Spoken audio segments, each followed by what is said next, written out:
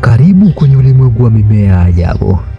Leo nataka nikusanue kuhusu kisa hiki cha kusisimua zaidi kinachohusu mmea huu wa ajabu na wa kipekee sana unaofahamika kama Mimosa pudica.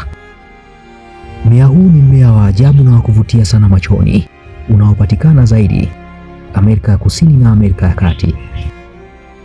Mmea huu unaojulikana pia kama mmea wenye aibu una siri ya kushangaza sana. Ukiugusa tu jani lake, nao unajikunja ndani mara moja.